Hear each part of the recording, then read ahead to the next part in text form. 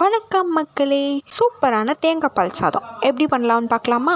ஒரு கிண்ணத்தில் ஒரு டம்ளர் அளவுக்கு சீரக சம்பா அரிசி, ஒரு டம்ளர் அளவுக்கு தேங்காய் பால் சேர்த்து ஒரு 20 மினிட்ஸ்க்கு ஊற வச்சுக்கணும். அதுக்கப்புறம் குக்கரில் 2 ஸ்பூன் நெய் விட்டு பிரியாணி ஸ்பைசஸ் போட்டு தாளிச்சதுக்கப்புறமா கார்த்திக் ஏற்ற மாதிரி பச்சை மிளகா, அப்புறம் நீளமாக கட் பண்ணி வச்சுருக்க வெங்காயத்தையும் போட்டு நல்லா கண்ணாடி பதம் வர அளவுக்கு நல்லா வதக்கி எடுத்துக்கணும். ஓரளவுக்கு நல்லா வதங்கினதுக்கப்புறமா 1 டீஸ்பூன் அளவுக்கு இஞ்சி பூண்டு பேஸ்ட்டு, உப்பு போட்டு நல்லா வதக்கி எடுத்ததுக்கப்புறமா நம்ம கட் பண்ணி வச்சுக்க வெஜிடபிள்ஸ் சேர்த்துக்கலாம். இதில் நீங்கள் வெஜிடபிள்ஸ் சேர்த்தும் பண்ணலாம், சேர்க்காமலும் பண்ணலாம். நான் வந்து காலிஃப்ளவர், பட்டாணி, பீன்ஸ், கேரட் சேர்த்துருக்கேன். உங்களுக்கு அடிஷ்னலாக உருளைக்கிழங்கு சேர்க்கணும்னாலும் சேர்த்துக்கலாம்.